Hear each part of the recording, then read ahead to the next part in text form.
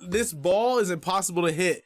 Let's get it, man. This is me pitching a ball that's impossible to hit. And I engineered it out of necessity because I'm facing off against the world's greatest wiffle ball. I think you were on a different Wiffle stream. ball is the popular backyard version of baseball here in America. What makes it really interesting is the balls have these holes on one side, which means they can curve like crazy.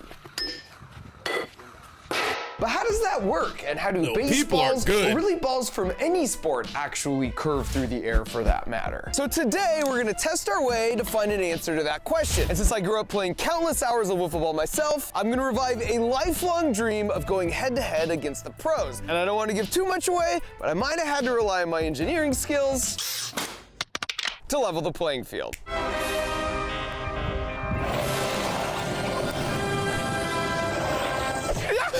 Now, the whole idea for this journey of discovery started with an impromptu visit to my childhood home in Brea, California. Last time I lived here was over 2 decades ago, so I'm just gonna go ambush him. I want a tour.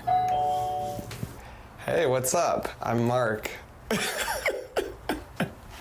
How are you? Good, how are you? Good. I used to live here. Kinda. Oh, word got out. So after meeting the whole family, they were kind enough to let me take a walk down memory lane. Oh my gosh. If these walls could talk, you know? I used to keep my micro machines right in this little cabinet here. Up there on the roof is where me and Scott Glacier used to throw water balloons on my sister and her friends sunbathing down here. That's an option for you kids. I also took the chance to confess that all the holes in their metal shed were errant shots from a homemade crossbow I fashioned in 8th grade. There was a target. 8th grade? Wasn't very good at it, apparently. But what made me most happy to hear is how all the neighborhood kids still played out front all the time. Because while that may look like just a street to some, for us, it was a soccer, hockey, basketball, and baseball stadium where long-forgotten neighborhood legends were born. Where each game always felt so big, and the only thing that could stop us was when the streetlights came on, signaling it was time to go home for dinner. And to my absolute delight, they let me hop in the game. I'm gonna go ahead and call it right out of the gate. And look, I'm not gonna say it myself. Oh, come on. But were there some murmurs that Mark, the long ball legend Rober, had returned? Long ball? Oh, you like that? I'm not gonna deny it. It's just like old times. This is great. Even at the mound, I was still slinging lasers. Still got it. And as invigorating as this was, it did make me question if I'd missed out on my true calling as a professional wiffle ball player. Because you should know, there are actually professional wiffle ball players. And while we share a very similar origin story, our histories split paths when they kept the dream alive and turned those adolescent visions of grandeur into the world's first pro wiffle ball league. In fact, this is Kyle as an 11-year-old, and now 14 years later as the league founder and commissioner. He told me every year starting in spring, 8 teams compete in a 4-month season, with players traveling from all over the country. There's a draft, playoff, a World Series, and of course for 14 years they've tracked every possible stat that is possibly trackable. As you'd expect, there's heated team rivalries and league legends like Jimmy Norp, aka the Norpedo, who's considered by many to be the best pitching, hitting dual threat in the league, and as the reigning back-to-back World Series champ, it's easy to see why. Yo, hold on, we gotta watch some play, highlights. so their truest compensation is the sheer thrill of victory in this game that has united them since childhood. He also told me they'd be playing in Oklahoma right around the time I'd be traveling through. I was finally gonna get my chance to play under the lights in front of an actual crowd, which meant it was time for the long ball legend to refer to himself in the third person and make his professional debut. And I was playing it cool, but right out of the gate, I spotted the unmistakable flowing hair. Who's the best? Back-to-back champ in the house right here. Of Jimmy, Captain Clutch Norp. Captain Clutch Norp. That boy be hitting them, huh? We hit dingers, This was baby! definitely the big Dingers! So how many per team? We like to do 3v3. So we divided up into teams, and it was game on. All right, here you go, Jimmy.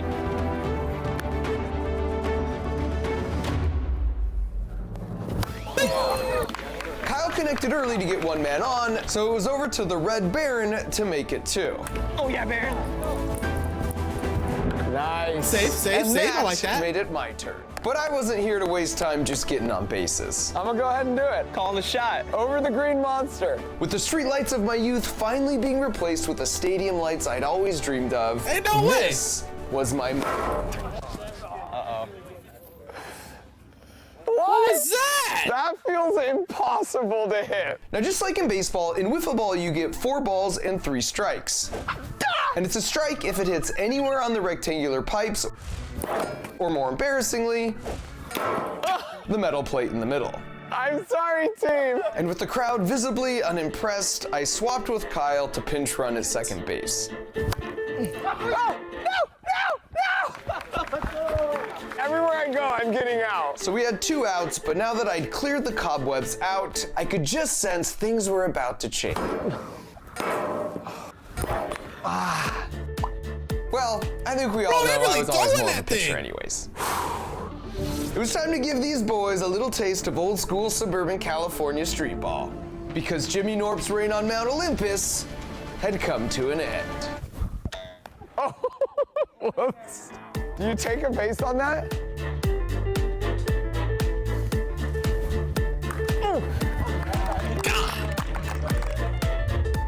And with that absolute dinger to center field, Captain Clutch had struck again.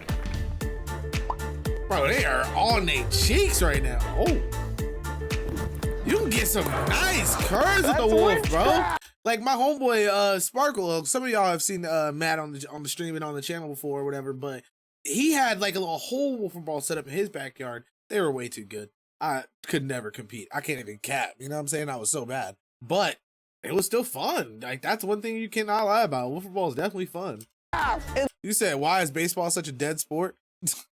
Baseball is horrible to watch. I can never enjoy it. Because usually I'm like wanting the action to be there, but a lot of people go to baseball and they just like drink, laugh, and chill. And then like the game is like, oh, it's there. You know what I mean? Look, I'm not proud people that are into baseball, of course, they be watching it, but it just seems like it just goes on too long. I don't know. of my performance, but in my defense, unlike the West Coast ball I grew up playing, in the pros, as you can see here, these pitches are moving 10 feet left to right. It's like the ball had propellants, and it makes it nearly impossible to figure out if it's a pitch you should swing at, or a pitch you should duck from, or perhaps both.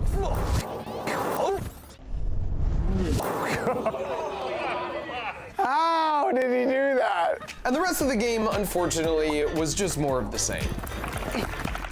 Although I am proud to say, in the 3rd inning, I finally got on base.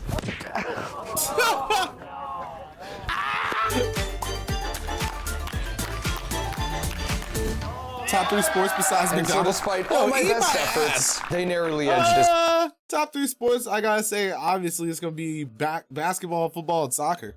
I'd probably put soccer in between basketball and football. I'd probably say, no, low-key, I'd probably go football, basketball. So football, American football, then soccer, and then basketball. Because basketball, I don't know, man. I'd be mad watching basketball. Like, sometimes I'd be watching that shit, and I'm like, why is everybody, like, ass? Like, I'd be so confused. Like, people, like, I never catch the games where people are like, oh, man, that was, like, the best game ever. Like, I'd be watching them, I'm like, the fuck is this, bro? Like, it just don't even be interesting. Like, I'd be mad bored. This out for the win.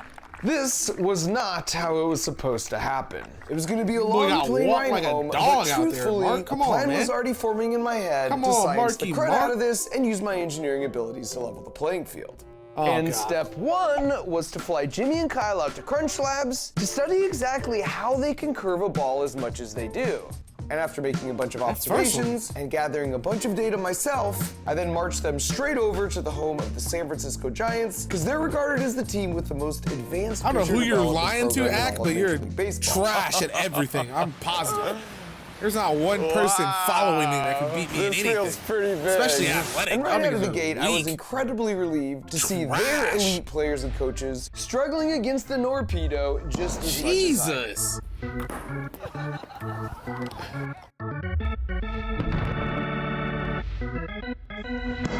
God, that was a good one too.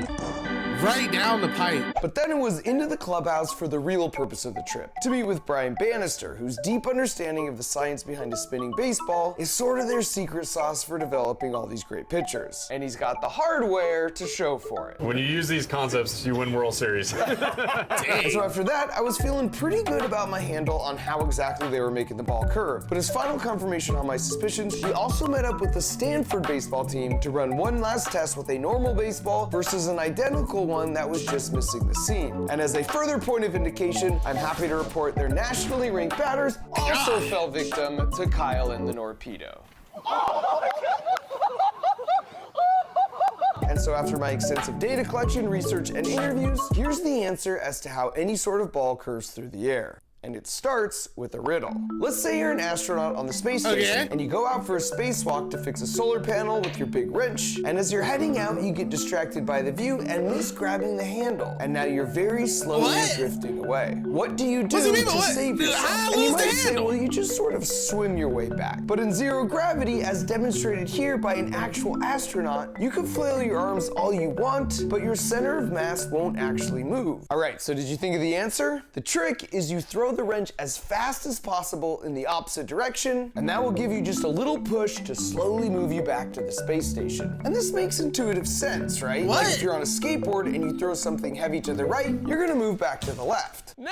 Oh, you had one job! I didn't even think of it This is like exactly how rockets move around in space where there's no air. They create a chemical reaction from their fuel to make a lot of tiny wrenches, and they just throw them out of the back really fast, and the rocket naturally has to go the other way, just like you as an astronaut. So that's one thing you need to know, and the other is the Coanda effect, which states that fluids like to curve and flow around a smooth surface. You actually already know this if you've ever noticed how water will flow around a curved spoon. Well, air is also a fluid, and so it curves just like water, as you can see here, because the strings are following with the airflow as it turns the round corner on the frisbee. Okay, so now let's put those two concepts together. From the ball's perspective, air is rushing past on the top side here and curving around really nicely because the rotation of the ball matches great with the airflow. But on the bottom side, they're opposite. So there's sort of a head-on collision with the air rushing by, creating turbulence. That means more air curves around the top, which means more little air wrenches are thrown diagonally down, and as a result, the backspun ball moves diagonally up, just like the astronaut, causing it to curve up. The fancy term for this is the Magnus effect, and big light balls like beach balls are great for demonstrating this effect because they have lots of surface area, so they throw off lots of wrenches, but they're also really light, so the air wrenches have more of an effect. And now that you know this, you know exactly what causes the curve on tennis balls, soccer balls, ping pong balls, record-breaking basketballs, golf balls, and baseballs. With the baseball, the seams help grab even more air wrenches as the ball spins, but they also provide the pitchers a better grip so they can spin the ball even faster. Our normal versus smooth ball test confirmed this when the normal baseball with seams was curving so much more. By the way, this same principle is how frisbees seem to defy gravity, because air curves over the smooth edge, throwing wrenches down all around, turning it into a freaking jetpack. So is that why boomerangs don't actually work? The wiffle ball is very similar, yet slightly different than all of those. As long as you scuff up the side with the holes, which is something all serious players will do, then by comparison, this side is now much smoother. That means the air has a much easier time curving around like water on a smooth spoon, throwing down the air wrenches, causing the ball to lift towards the smooth side. And sure enough, when we check the high-speed footage, we see that in every case, the ball is curving towards the smooth side and away from the holes. So now whenever you see a ball curving, just think of tiny little astronaut wrenches flying off the back of the ball as it spins through the air. And now that I knew their secrets to ball curvature, it was time to use that knowledge to engineer some sweet revenge with an 18-second build montage.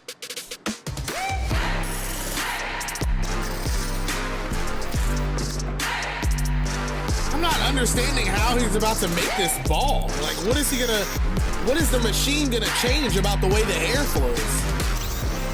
Oh, what the fuck? And so it was back to Oklahoma with the duffel bag full of surprises, addressed specifically for Jimmy Norp. But before we get to that, you might have noticed Crunch Slabs has a new addition. My backyard. That's because to fight summer brain drain and make this your least boring summer ever, we created Camp Crunch Labs. Now, Camp Crunch Labs is a 12-week virtual summer camp featuring weekly videos with mega experiments that I do, and then weekly super challenges that you do. And the best weekly challenge submission of the whole summer, it's a platinum ticket to come out here with me for the biggest mega experiment of them all, the final video of the summer. On top of that, usually the Crunch Labs build boxes where we build he's so smart for these. Where I teach you all the juicy physics of how they work, comes every month. But to coincide with the Camp Crunch Labs weekly challenges and videos, we can ship them to you every week. Yes! Look! So if you want a 12-week summer camp where you can learn to think like an engineer with 0% chance of bug bites and poison ivy, head to campcrunchlabs.com to reserve one of the limited spots, and I'll see you at summer camp. Oh, look who it is. Let's go. Oh, Look little at that. something. Number one. I took the opportunity of admiring my new gift to avoid making eye contact with the Norpedo and his tactics of intimidation. Got a bag of stuff here. Should be a little bit better than last time. Play ball. The rematch was officially on. All right, I'm at the mound. Let's go. And word must have spread because an even larger crowd had gathered to watch. Oh, Playing snap. with the pros had been my childhood dream, yet my last outing was closer to a nightmare. So I decided to give them a small taste of what they could expect for round 2, and wound up to deliver the hot, steamy appetizer. Dinner is served. Now all I had to do was retrieve and reload the brass slug. Because if you preload a brass cylinder against a spring in a 3D printed ball like this, and then take apart a $1 kitchen timer and harvest the geared mechanism, then when you wind up the wiffle ball hemispheres, you get a 1.5 second delay until this screw rotates and releases a spring-loaded plug, just like an astronaut Oh, wrench. so it And makes that it alters propel the it trajectory further, midair, huh? making it impossible to predict where to swing. And as you can see, unpredictable. Because it changes like last second. That's kind of crazy. I was sitting there wondering that whole time, like, what the heck was about to happen? Ability is a pitcher's best friend. Unfortunately, after just 2 strikes, they found my Achilles heel and rendered the ball useless. Which is exactly why you always have a backup plan. Ooh, just missed the strikeout. This one used the same kitchen timer geared mechanism, only this time the 2 wiffle ball hemispheres were preloaded against each other with the spring. So after the 1.5 second delay, your hitting options went from 1 good one to 2 bad ones, which was just enough to secure my very first strikeout. Unfortunately, the crafty Norpedo deduced correctly that by simply stepping forward, they could make contact before the ball had time to split. What? Which meant it was time for the backup plan. The Wiffle Copter. And you might think now I'm just being a bit cheeky, but I did a thorough reading of the rules and it's a strike if it hits anywhere on the pipe or metal plate above the 2 legs. But it makes no mention of front or back. Let's go. Let's go. Exploiting What? loopholes. Unfortunately, my smugness was short-lived, because you don't become a professional wiffle ball player without a tremendous amount of hand-eye coordination. So with 2 runners on, it was time to level things up with this 3D printed, triple 10,000 RPM flywheeled monstrosity of a personal pitching machine, aka the Demogorgon. Now the Demogorgon is calibrated to launch his cruise missiles at just under the 74-mile-per-hour speed limit on pitches in the league. The only problem is that kind of speed requires a lot of flowing electrons, and battery power soon became a concern. And that's just not a position you want to find yourself in with Captain Clutch at the plate, sadly giving them the first lead of the game. And I was concerned Come on, things would Mark, start we to need a get away dub. from me. We But need a thankfully, There we go. Jimmy can't take every at-bat. And after a pop-up and a routine catch by the Red Baron, I'd survived the first inning with only 1 allowed run to show for it. For the first time, I was feeling good about our chances, which meant it was time to show the world I was more than just a pitcher. Oh, come on. Mark. Mark. How is that possible? So it was Mark. another strikeout, but then Baron got on base, followed by Kyle with an absolute bomb to center field. Out of there. Straight over the green monster, which meant suddenly we were up 1-2. For the first time ever, we were in the lead, and at this rate, I love that. It just keeps I cutting to struck him out messing again. up, bro. But we were still winning. I With love the it so final play much. of the inning, Baron capitalized on a bad throw to second for a potential inside the park home run. But there's a Major League Wiffle Ball rule where the strike zone doubles as the catcher. So if you don't beat the throw home, then you're out. And heading into the second inning, I was fresh out of What? batteries, so we had Kyle take them out. And after 2 strikes, they got on base. Or at least they would have You gotta if be first quick. base didn't go rogue. And now that first base had a taste for freedom, going free range with a top speed of 50 miles per hour, I decided to bring him back after seeing the Norpedo was up next.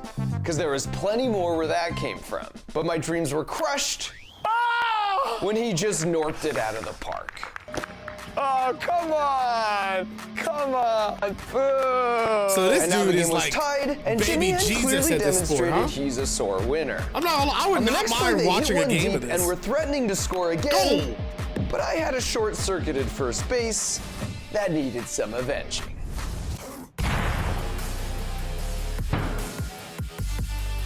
What? Mark! And with them ahead 3-2 headed into the bottom of the second, this was the perfect time for my lucky bat. And just as I'd hoped, the increased surface area put me on first base. And with a little teamwork, I scored a run, and we would have kept it going if someone wouldn't have struck out. Oh. Baron. Oh my gosh. Okay, fine, me too. So we were headed into the final inning, tied at 3, and we kept Kyle on the mound even though he said his arm wasn't at full strength. And of course, Captain Clutch took full advantage on the first pitch. So I volunteered to take over pitching duties. The problem was I had run out of gimmick wiffle balls and gimmick personal pitching machines. But thanks to the power of pneumatics, I hadn't run out of gimmick strike zones, which gave my floater a bit more room to work with. What? So after getting one out with the generous strike zone, some good old-fashioned hustle got us the second. But with Jimmy at bat What? and knowing what was at stake, Bro, one who of their comes up players with this? disconnected the airline, which honestly felt a little like cheating, but I took the high road and let it slide. This time, I was really out of tricks. It was just me versus Captain Clutch Norp himself, mano y mano. And on my first pitch, I got him on the delayed riser. My second pitch got him with my modified slider. If I was really going to do this, I would need to rely on everything I had learned on this journey of discovery. Hit that spinner, baby. Oh, that's a good one. Oh, yeah. And that was Oh, yeah. strike 3.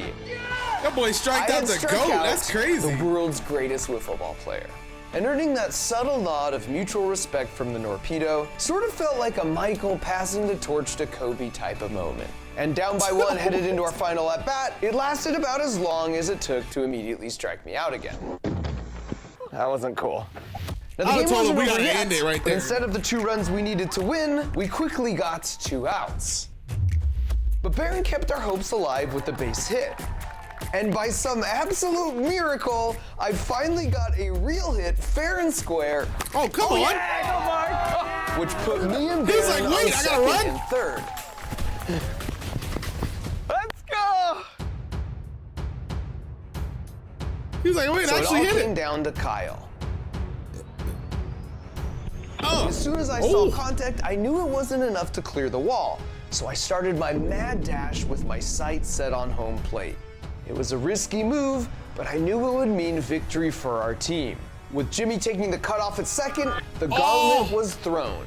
Dive! His arm versus my legs. No more tricks. Okay, well maybe just one more trick. With the blast of air at 100 PSI, their catcher was nowhere to be found, clearing my triumphant return to that most beautiful of Mark white is rubber wildin'. pentagons. I'd have been so tight. I was like, yo, what the fuck? I'm like, did that shit just rocket up into the As air? we celebrated the game, it almost felt like at any moment the streetlights would come on, signaling it would be time to head home for dinner.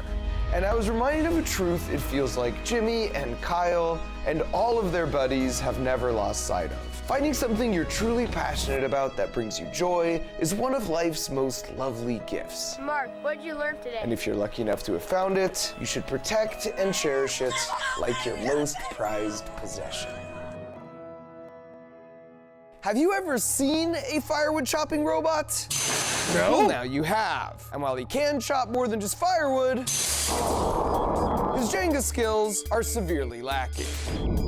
I mean, okay. Welcome to your least boring summer ever, AKA Camp Crunch Labs. What the heck is Camp Crunch Labs, you ask? Well, it's a 12-week virtual summer camp featuring weekly That's actually fire, though. It's dope as hell that he did put it again at the end. Hopefully people do go and sign up, man. Mark does some really incredible stuff, man. Hopefully you guys go love on them, bro. Ski.